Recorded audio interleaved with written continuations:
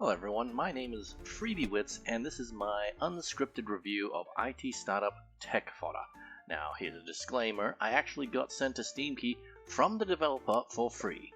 I wasn't paid or even asked to give this game a positive review or anything like that, I was only asked to record a video or two. Either way, thank you for the free copy of the game. This literally has never happened before, so I thank you for being my first. Anyways, IT startup Tech Fodder is a deck-building roguelike, so I'm already biased towards the thing in a good way. Now, my first impressions of the game is that it looks drab, but I think that's by design. The whole idea behind the game is that you're running a tech company. You have developers that actually develop the project and make the product, adding points to the total until you hit the threshold and win. The game is unique in that you're fighting two other players at the same time, racing towards the point value. Now, these players, despite me saying players, are actually just bots. If there's going to be a multiplayer function in the future, I don't know, but at the moment, two other enemies who are racing each other as well. Now, as the game goes on, your cards get burnout, and once they have enough burnout, they're removed from the board. So, conventional wisdom says you want to avoid that. But from a gameplay point of view, it's not always a bad thing. You see, some cards have special effects that only happen when you first place them.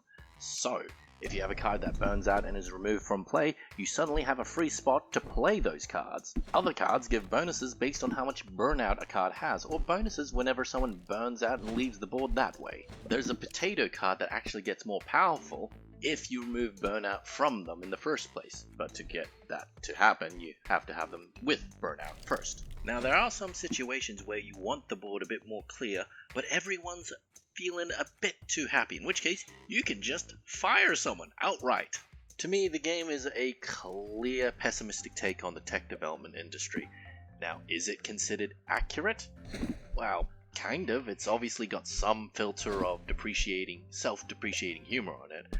That said, I do think there is some truth to it considering how depressed my coding friends are, but overall I think it's a purposefully exaggerated take. Point is, you really have to treat the employees like a resource to get things done, essentially sacrificing them in many cases to reach victory. The game, from what I can tell, really wants you to play the part of the generic, faceless, heartless tech CEO is my point. Can you play nice? Absolutely. There are cards that remove burnout and treat them well, but there's other strategies that add burnout, let you fire employees more often, and, like I said, reward you for it. Now, besides all that, there is one thing I don't really like about the game, and that's when you place an employee onto the field, the card turns into a 3D model, like the Yu-Gi-Oh animes. However, the 3D model is a generic office worker with usually no distinction between it and a completely different card. Sure, they have numbers next to them denoting how many points they generate and red blocks showing how burnt out they are, but to actually figure out their abilities and name, you have to either have a good memory, unlike me, or hover your mouse over them.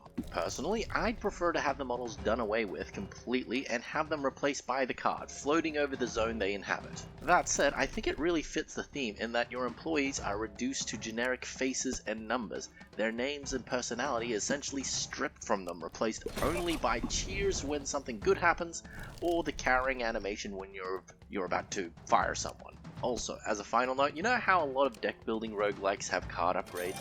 Well, for IT startup Tech Fodder, I really appreciate how the game handles upgrades and pointing out how said card is upgraded. They literally have a pointer pointing out the differences between the original card and the upgraded version. So, is this game worth it?